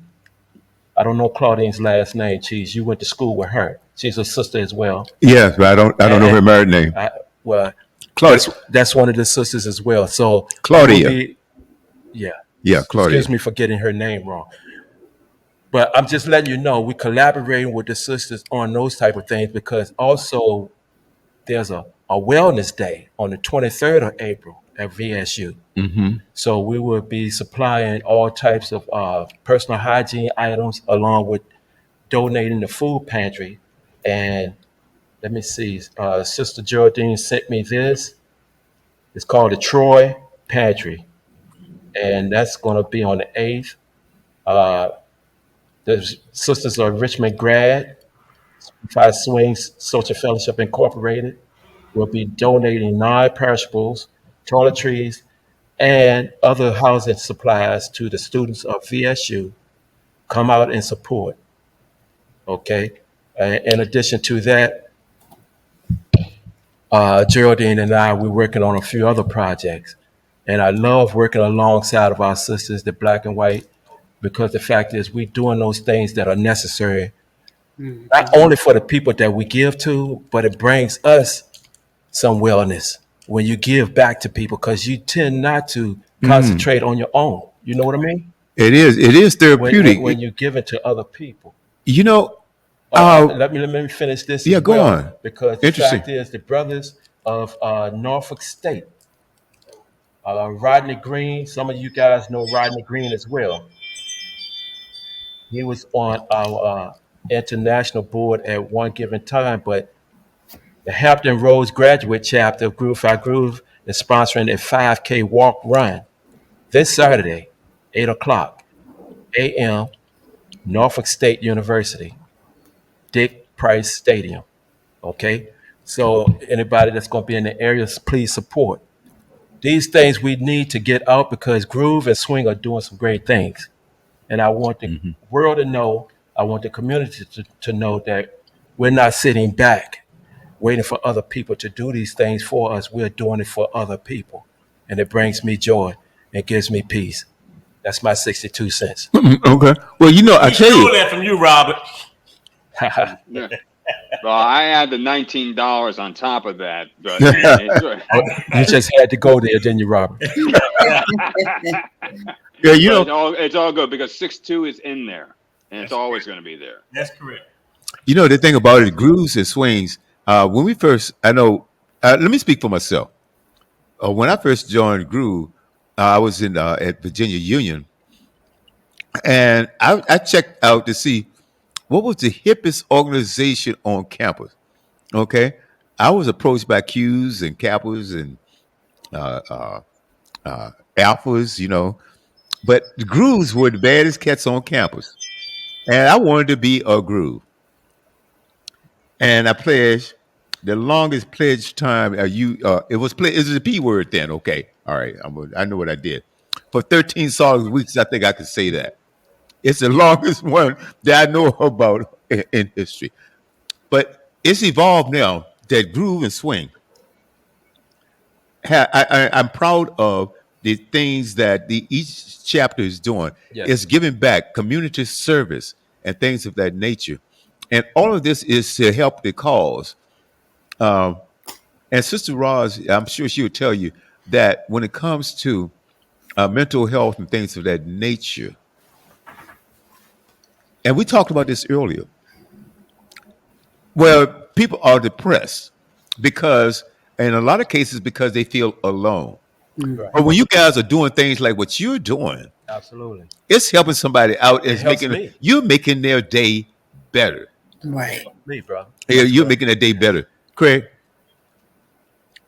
Well, I just like to say that for all that was said and what we're doing with each other, we're kind of giving each other a little R&R through some of our daily activities of what we go through, because it's not always a good day for everybody. That's So right. when you have Right. brothers that support you and lift you up in your trials and errors in life, that's a good thing too. Yeah. Now, going back to some of the stuff that I was looking at, Sister Tandy, Ross, they were stating that some of the care activities and settings, and correct me if I'm wrong, consider providing meals. You have to have getting exercise, I guess maybe walking or doing different other type of things. Sometimes it could be card or board games, social activities. Mm-hmm. And then they had personal care and transportation, because a lot of times some of the seniors need to go to the doctors and have appointments, or they may want to get things like their grooming or hair done. If you have some females, they want to go to the salon and just get, Mhm. make them feel good about themselves. Oh, you thought I gotta let my dog in. I'm sorry. I don't want him to get out the fence. And that's all right. But Craig, what you're saying is so vitally important.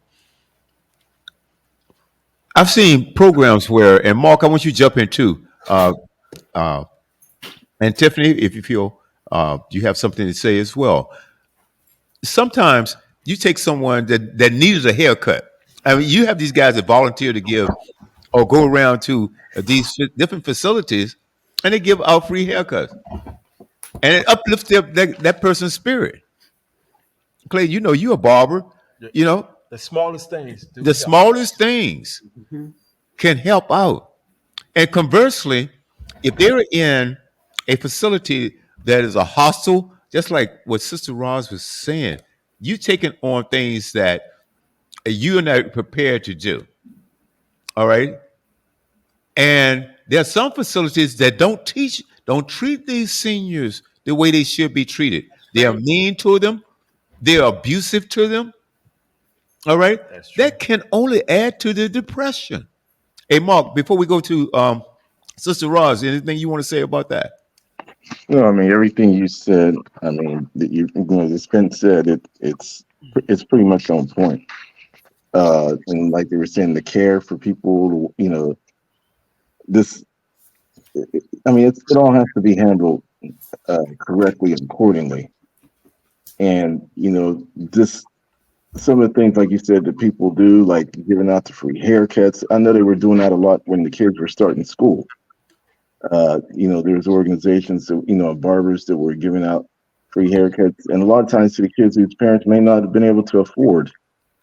That I know, being a veteran, there's times where they'll do, you know, there's programs they've got where I've donated clothing and things like that to various organizations for veterans, because you know, as much as people think, oh man, if you're in the military, you should be set up. There's a lot of veterans out there that's in bad shape, That's Mhm. true.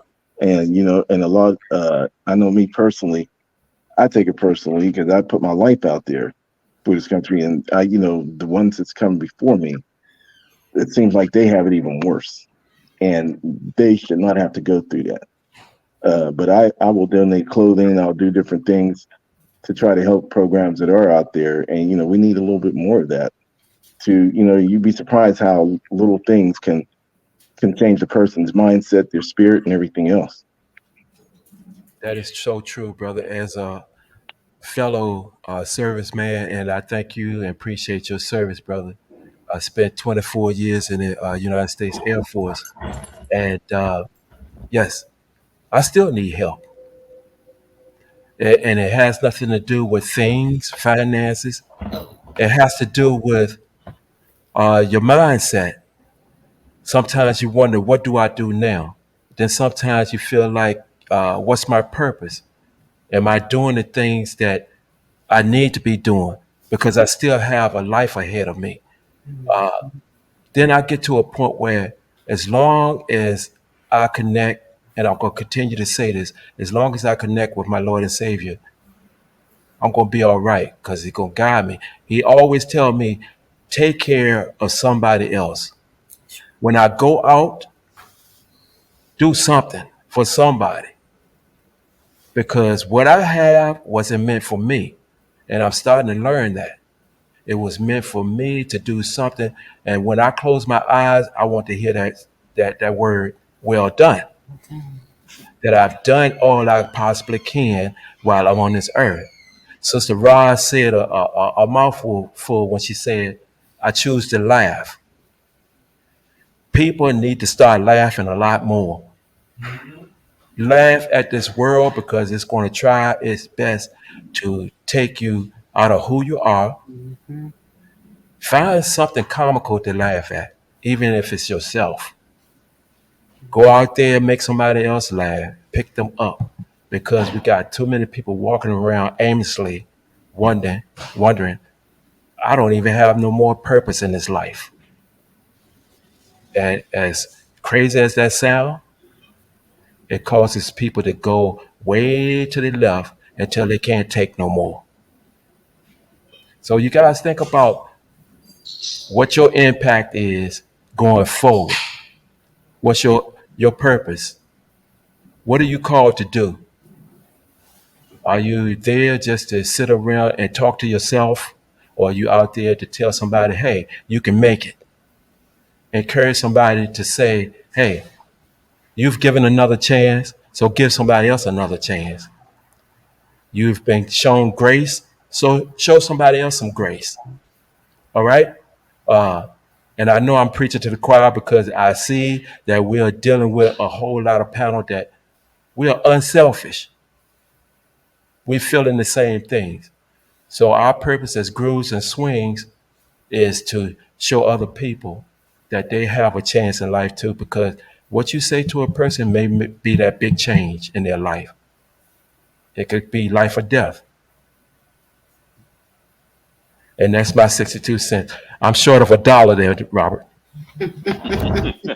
Oh no, you said everything that was definitely important. Um, Especially when it comes down with people with dealing with health, with care, long-term care, short-term care, if in various different facilities, you never know your presence there just might be the one thing that a person needs. Acts of kindness, acts of goodness, acts of care, acts of love, basically, are definitely required and definitely necessary, especially with these days and times. That is so true.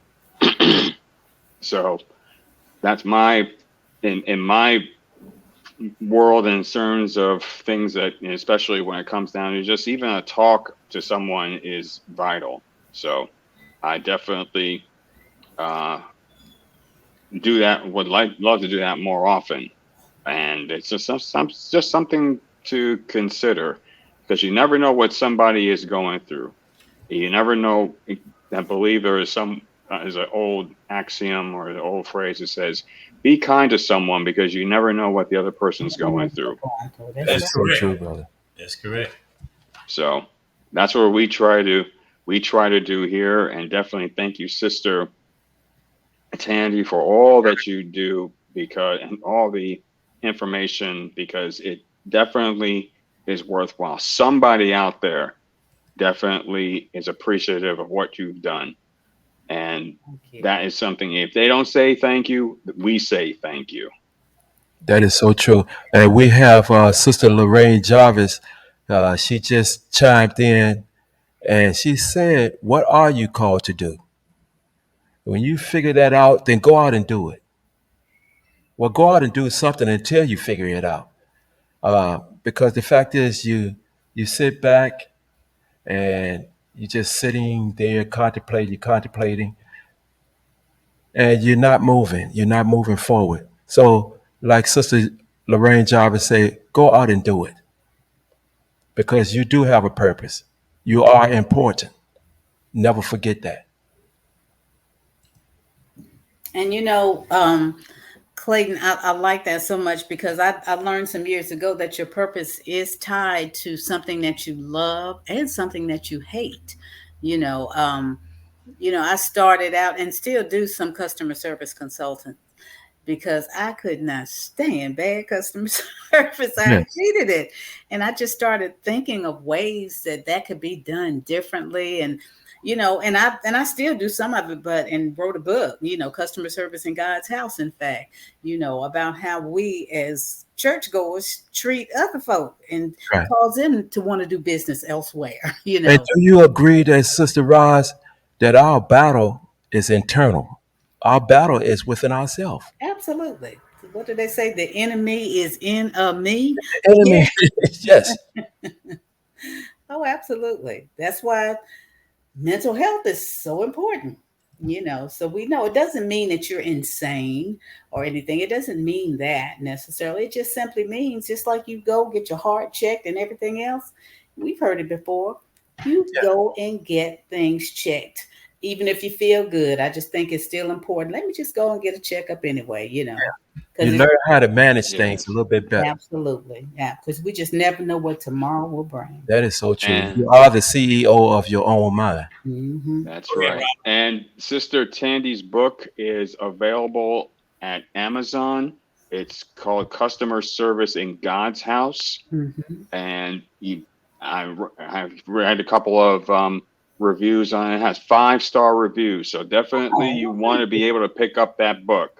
It's called Fantastic. Customer Service in God's House. It's available paperback.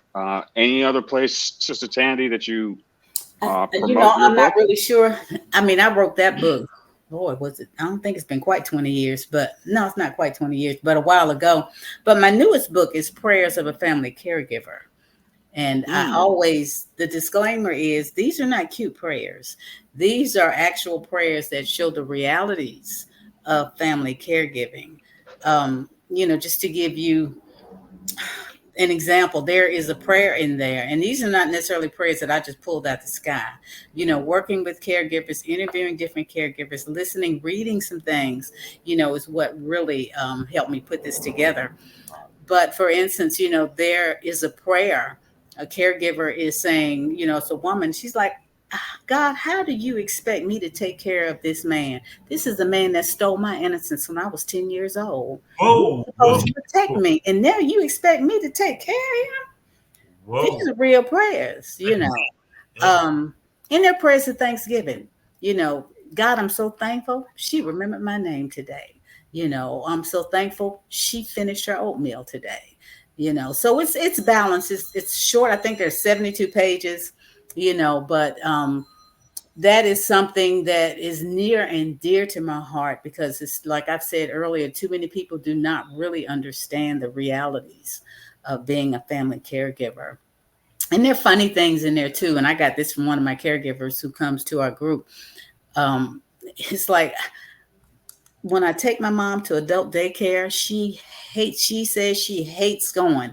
But the other day I just happened to pick her up and she didn't see me when I walked in. And I saw her just laughing and having a good time and flirting with the man. Why is she playing me like that? Because people, that's really true. Because I had that same kind of thing with my aunt. She complained. I don't feel like going, but she was enjoying herself totally, but didn't want me to know it, so. But it's well balanced. And that one is on Amazon, Barnes and Noble, Book Baby. And, you can get in touch with me and I can send it to you. So that's the second book, Yes. Uh-huh. and that's Prayers of a Prayers Family of a Caregiver. Family Caregiver. Okay, got it. Outstanding. Subtitle, Pray to our God who understands. That's Fantastic. Before I forget, my line brother, Bob Pollard, who is in Charlotte, North Carolina, he told me to tell Fellowman Robert Hicks, hello, greetings, brother, from Robert Pollard. Thank you. Good to hear from you, Felton Pollard. Yeah, he said he's Thank you. enjoying this, huh? Yes, he's online. Oh man, oh man, oh man. Why I also have you here, Sister Tandy. Raj put in that. Sister Raj put in that there was a site that you could go to for. It was www.caregiversaction.org. Okay. Now I'm not familiar with that. Dot, That's another Roz that you're No, talking no. It's www.amazon.com/customer service goods house. Is that about. Service in God's house. no, service God's house. Mm-hmm. Okay. Okay. Or if you go to Amazon, you can just pull up my name because Okay. I've found books like that. I couldn't remember the name, but I knew the author. That's I understand. Now, that's Sister Rock, isn't it? Yes, yes. I think he said Roz. Oh, okay. I Rock. meant Rock. I said Sister Roz. Yeah. Trying to get her It's attention. all good. it is. It is. And this is a good conversation too, and well needed too. It's definitely needed here. And I love this panel. And you guys go around. Uh, we've had several great shows here. We had uh, last week, like I was saying, we are talking about DEI. I'm sure we're going to visit that again sometime in the near future. And I would want to thank Brother Robert Hicks for bringing that in. We also had Sister Tiffany Hilliard. And I want to do something else based on this show. I was thinking about something, Sister Tiffany, about what you do. And why don't you tell Sister Roz and the rest of our audience exactly what it is that you do? Because I'm gonna do a program, and I'm gonna tie all of these things together here somehow. So, Sister Tiffany, tell us. Okay, so I am a screenwriter or slash writer. I got my degree, my BA degree in digital filmmaking, at Living Arts College in Raleigh. So it is an art school. And so what I am one of the co-founders of a historian production group that is being put together, as well as the general manager for that production group. And on currently working on a project now for someone that has an already has a part one out on Tubi. And so I'm working on that. Can't reveal it yet. But is part one is already out on Tubi. And on my personal, I'm uh, getting ready to revise. I keep talking about it, but I'm getting ready to revise a Christmas script. So I'm a writer. That's what I do. I do that on the side. I work at Amazon full time right now, trying to get up out of there. Uh, Mhm. Help me with that.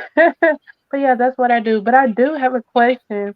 While I have the floor, for our sister founder here, you guys were talking about purpose earlier, and you're talking about finding something that you love to do, Yeah. as well as it being a balance. Because sometimes you're gonna have your days where you're not gonna love it so much.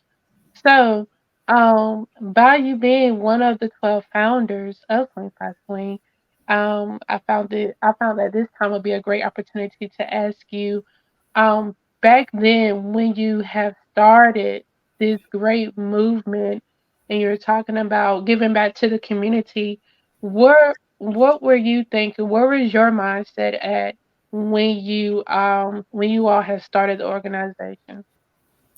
Well, let me start by saying this, and I tell everybody, I keep it very real. I was 18 years old with an 18-year-old brain, okay?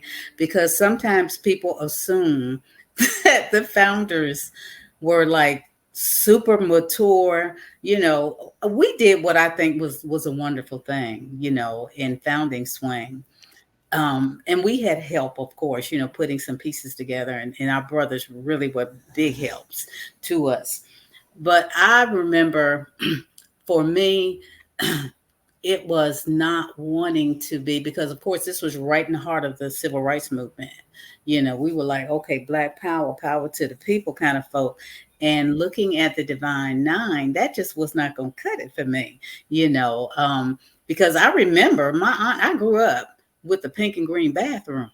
My aunt was an AKA. In fact, she was taken over by one of the founders of AKA, and that was where I was going, but for me, I just did not like the idea of sisters thinking they were better than other sisters. I remember that bothered me. I wasn't raised like that, in fact. So that really bothered me, how snooty some of the sisters, all of them weren't, but keep in mind, I had an 18-year-old brain. Okay. I'm just going to be very honest. I want people to understand and embrace that, So to join that, was a way of rebellion. That was a way of going against the establishment. And that was a way of being a part of something that was more of a sisterhood. That just seemed like more of a sisterhood than a club. It just, it to me, that's exactly what drove me to want to be a part of that. So and keep in mind, girl, I'll be 74 in a few months. So I don't remember all of Come on that. now. I Yes. don't. And let me say this too. We all remember things differently as well. And that's okay, because people's experiences were different. And we do. That's why you may ask me something, you may ask another founder, well, I remember it differently. That is perfectly all right. That is not to say that this person didn't tell the truth or whatever. But we may embellish a little bit. That's all right. Give old people a break. But in all honesty, and I think about that a lot. I'm like, yeah, I was silly, enjoying campus life, but that was the thrust of it for me, to want to be a part of that. Well, I I can want to sort of relate say to that. you I'm look sorry. so amazing to be your age. All of you ladies do. And I think that's another reason, one of the reasons why I also joined, to be honest, because I was like, they're how old? And because you guys don't look, your age, and you also don't act your age. And that's kind of the reason why I asked the question earlier, do you believe that joining an organization kind of helps with like one's mental health and self-care, because it keeps people active and proactive, and it just keeps them youthful and going strong. So I want to say, happy early birthday to you for one, and you look absolutely amazing. I just hope I get to be, as youthful looking when I You're get up there. beautiful. Well, your But yeah. grandchildren will help you. Your grandchildren, they will help you. My grandson is 19, and I think he thought he was giving me a compliment. I always trying to change up my hair. I had locks and they really thin my hair out. So this is a default hairdo. And I tried to change it. And I went and got a wig. And I came home and I'm like, how does this wig look? He said, Grandma, you look like Samuel L. Jackson in Pulp Oh Fiction. no, no, you didn't. I could not snatch that wig off fast. I would never forget that. And then he tried to clean it up and say, Grandma, I thought he looked good with that. It was too late then. Oh God, I snatched it Oh off. wow, I wow. think I gave it away and threw it away, but I never ever, because he is going to tell you the truth. And my granddaughter, who is 11, does the same thing, because when the sisters were all wearing the big glasses, and I'm like, well, let me get some, and I did. Ordered them from Amazon, got about 6 pair. And I tried it on one, and she said, "Oh, you look like a cartoon." Oh no. The grandkids, I said all that to say they're gonna keep it real. They learned that from me, really. And they are gonna keep you on point. It's like, you're not wearing that, Grandma. And not to mention my nieces and all that I have. It's like, oh no, no, no, we're not doing that. Right. So Well, I think you that's look a part of wonderful it too. also. So that's so important. Your circle of people. You want people, be their relatives or whatever, girlfriends, to keep it real with you, be honest, and don't let you step out looking crazy, acting crazy, that will pull your coattail and say, I think you just had a little bit too much wine. We're not doing this. We're not doing nothing Roz, like that. Roz, what I've noticed also, I think that you have a youthful appearance also because of your attitude. If you've been laughing and having a good time the whole time we've been on tonight, Oh, and I'm that laughing. is refreshing. That is good. Thank you. Thank you. Absolutely. And there's truth to say. You said if someone is always walking around frowning all day, folks, there are people out here that's 40 years old, and I think they're older than me. I mean, they look older than Yeah. me.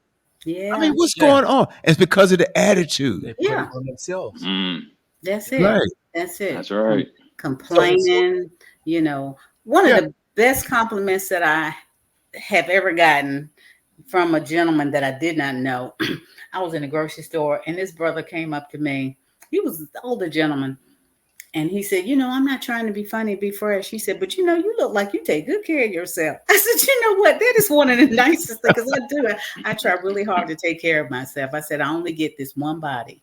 That's it. I have got, I mean, I Mhm. still eat some crazy stuff every once in a while, but I've got to take care of me. That's self-care. That It, is it is self-care. self care. Laughter is healthy.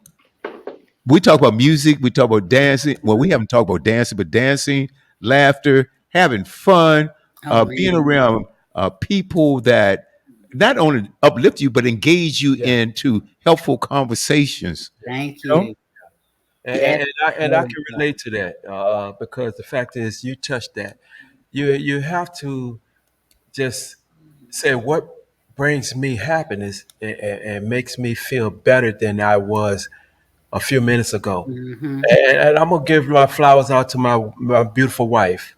We've been married over 35 years, Oh, how wonderful. and she checks me when I start to going into a slump. Mm. When I start feeling like, uh, I don't want to do this today. And I'm gonna tell you, you Mhm. talk about mental health, mental Mhm. care. Hmm. When you got that woman on your side that's gonna tell you, "Come on out of that. That's right. Don't you do that." Mhm. Better than that. That's it. Better than that, Hmm. that's a plus. It Thank you. is. That is a Thank plus. Surround yourself with some people that's gonna be positive. And I'm gonna give my that flowers to my wife. you. And I'm gonna Good. call her name Carolyn Brown. I love you Hmm. dearly. Uh, Surround yourself with some beautiful people that's going to keep you uplifted, that's going to make you laugh, Hmm. because it's going to reflect from the inside out. That beauty of yours, Sister Roz, I'm pretty sure is Hmm. because you're not putting all that stress, because it's going to start showing Hmm. on the outside. Hmm. Yeah. Hmm. Yeah, It's going to start showing. And that's thank you right. for doing what you're doing, sister. Thank Absolutely. you. That's well put because you're not putting that stress on yourself. And I have to go back to something that you said. I have to say hello to my sister, Emma. She's Yes. always so, hey, sometimes I don't remember nothing. No, She's funny. I know about that. That's too funny. But he is so right, though, to have somebody, and I know Carolyn, beautiful, beautiful soul. And I remember going back before I moved back here to Virginia from California.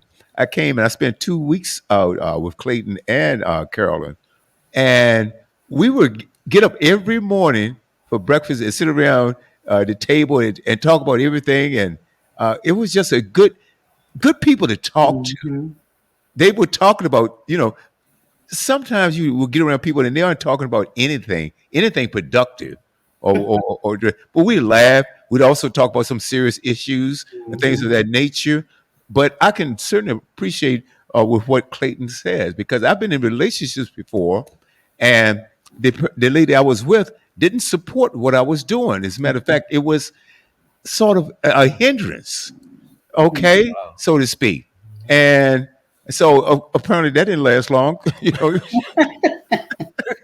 I mean, how many times you gonna stump your toe? I Right. mean, that doesn't make any sense to me. Hmm.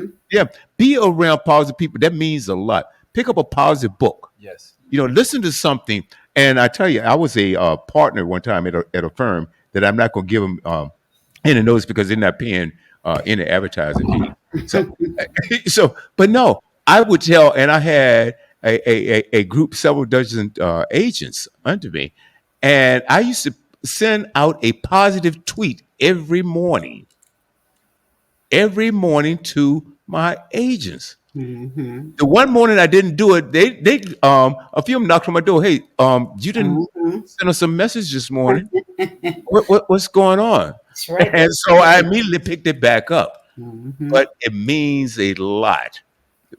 Say hello, smile, and Absolutely. especially when it comes to elderly people that needs that support that may be lonely, Hmm. or depressed because of those reasons. And then you have to think about it too. If they need that care, Why are they there? If they could have diabetes or some other illnesses and things like that. That will cause them to be depressed. Also, now you couple that with loneliness, Oh yeah. then you Oh, got you got a real serious issue. yeah. Hmm. Okay, someone else jump in. We got a few more minutes. I don't want to hog the rest of the time.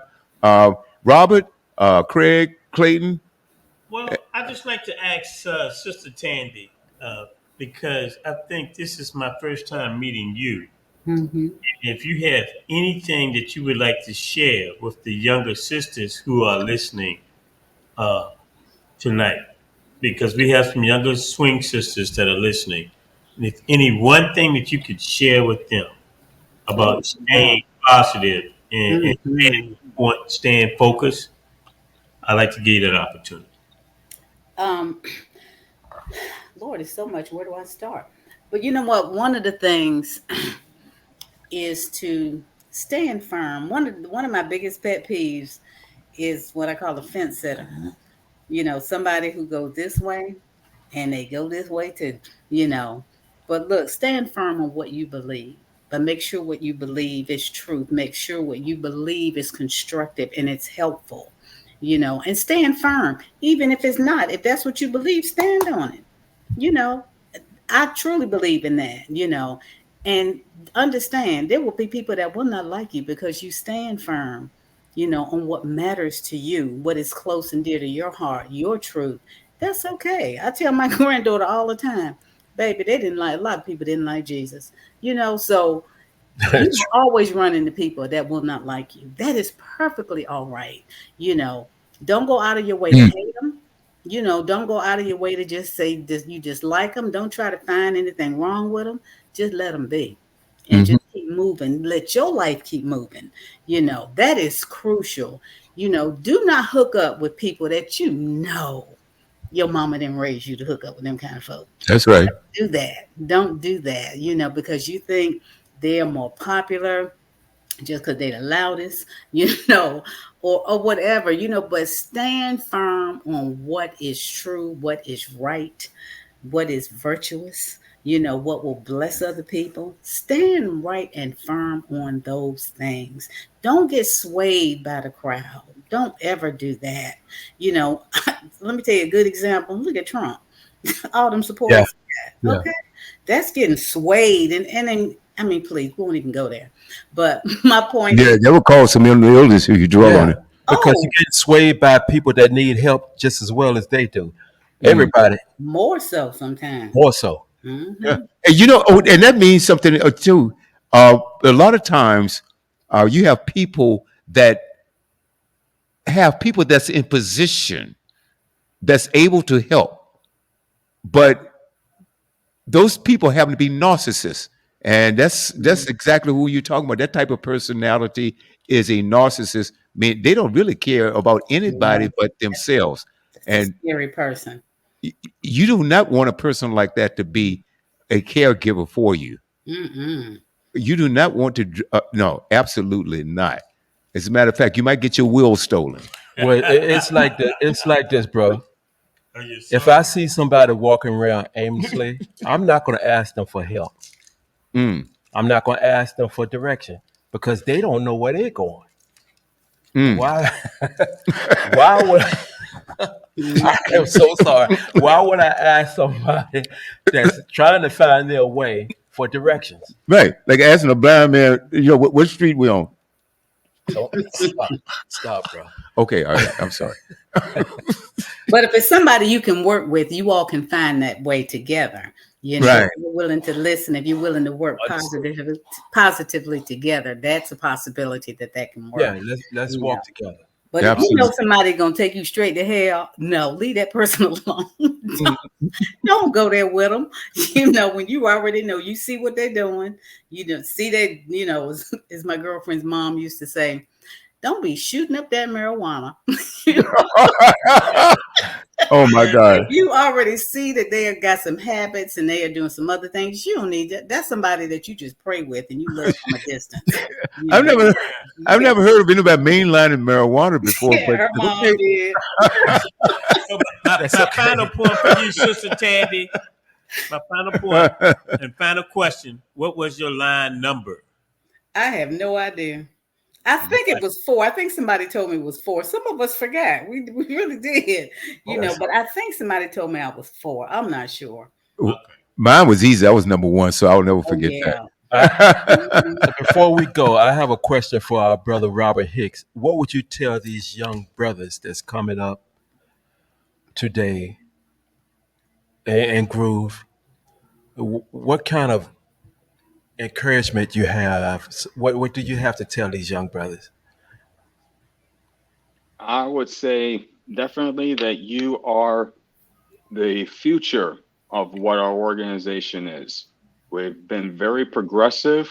We have taken a stance when it came down to many different things that were not going right in our community. We also were about loving the people and being there for them when things got rough. We are there to show the support.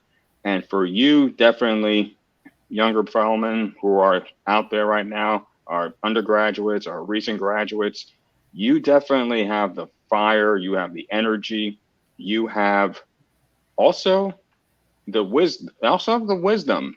You can reach back to some of the older fellows, including our founders, and definitely learn from them and take what they've done and to be able to transition it to today Excellent. and being able to do the things that you're doing today and to move forward definitely Absolutely. as definitely we have. I was to say we have come this far by faith, and it's by faith that we'll be moving forward. That Absolutely. So is great. that definitely just to give you, and also realize undergraduates and recent grads, we've got your back. You're never in this alone. And also realize that if you fall back, there's somebody there to support you and pick you up and move you forward. That's what I Well said, gotta my brother. say. Thank No, you. well said, my brother, and I really appreciate that too. And he's exactly right, and that's why we created this broadcast, which comes on each and every Tuesday at 4 p.m. on the West Coast, 6 p.m. Central Standard Time, and 7 p.m. on the East Coast. And Sister Roz, you and I talked about this, and in panel we've discussed this before. Our idea is to connect grooves and swings around the world and bring on people like you, Sister Roz, people like Tiffany, and the entire panel, Robert Hicks. We did a broadcast with him because Robert is a patent examiner. Do I have that correct? Patent and trademark examiner, Rob. Hmm. I mean, Uh, Robert. patent examiner, yes. Patent examiner, yes. And so we bring in different walks of life. One day, I'm going to schedule, and I'm going to talk about my experience. I was a former stockbroker, on Wall Street. And so we can talk about that because it's all encompassing and it's something that we all need to know because we need to address different facets of life that affects us all, whether it's our health, whether it's our finance, whether education, and our different vocations. Sister Tiffany, I was so impressed with her. We did a show with her because she is a filmmaker. Am I correct, Sister Tiffany? Mhm. And a screenwriter also. Okay, Yes, correct. that's correct. If I okay, and crazy enough, I need to talk to you because I have some ideas of you and Tiffany, and I was thinking of while we were doing this broadcast. Hmm. And I wanted to talk to you about something that was related to something we did tonight. I have some ideas I want to talk to you about off air. So, and that would be wonderful. So, uh, ladies and gentlemen, believe it or not, we are out of time. Thank you, Sister Ross, for coming on. Thank You're you for welcome back having me. Thank anytime. you. I enjoyed it very Anytime. much so. It was absolutely necessary because all of us are getting older. And like you said before, Just you. either you've been, well, you said just me. Yes. Okay, all right. Moving right along. Okay. Okay. I guess Forgive me. you gonna stay the same age forever. That As yeah, long as I can. I can dig it. But anyway, tune in each and every Tuesday right here on this network.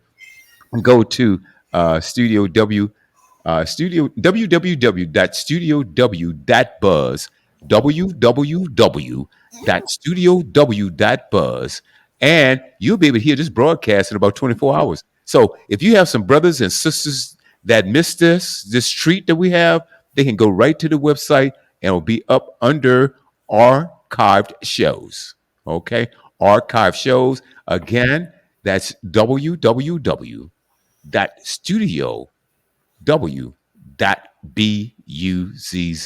Hey, I want to thank each and every one of you. Yes. Sister Roz, Thank you, Sister sister.